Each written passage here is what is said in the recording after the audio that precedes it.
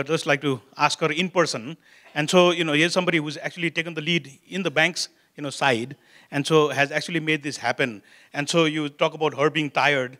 I think there are many people in this room who will say she never gets tired, right? And so you'll see how she speaks now. Thank you.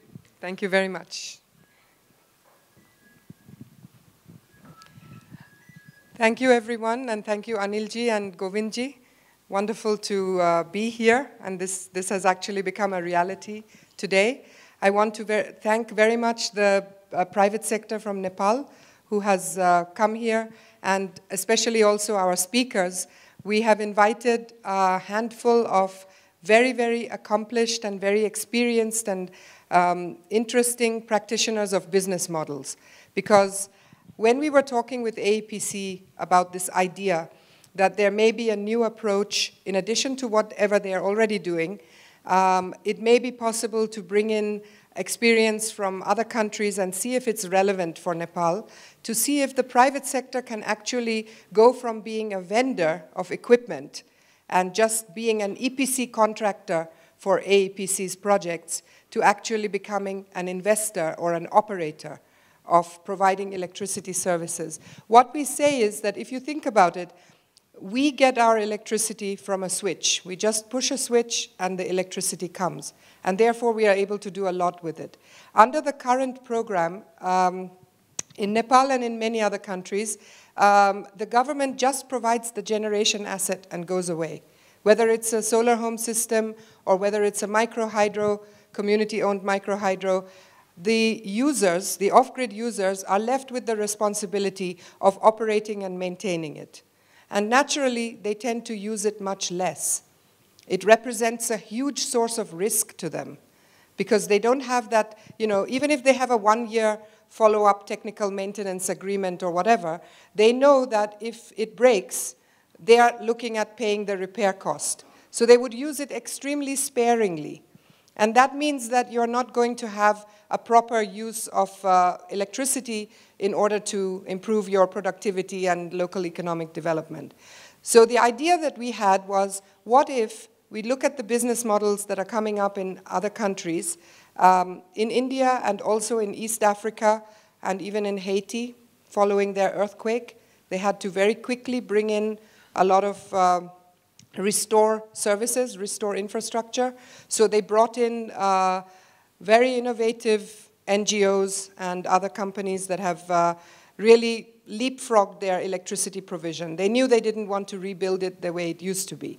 So I'm just saying that Nepal has all the ingredients. It has the knowledgeable people on renewable energy generation who have been currently working as vendors or EPC contractors for the government, for the AEPC. So that part is there. It has a very vibrant technology community, young people who are tech savvy, who are designing programs, websites. They can easily, if they're given the right challenges, they can easily come up with the technical solutions. And it also has, I think, a very good community outreach, because another part of this private sector provision, as you'll hear, is the whole business of knowing the community, the customer acquisition, right? You do some surveys, you have to find out in an off-grid area, how much are people currently spending on their energy? How much are they paying for kerosene, for diesel? What is it? Because you know that that is a ceiling. You can definitely never charge them more revenues than that. And preferably, you should try to find a technical solution which causes them to pay a little bit less than what they're paying today.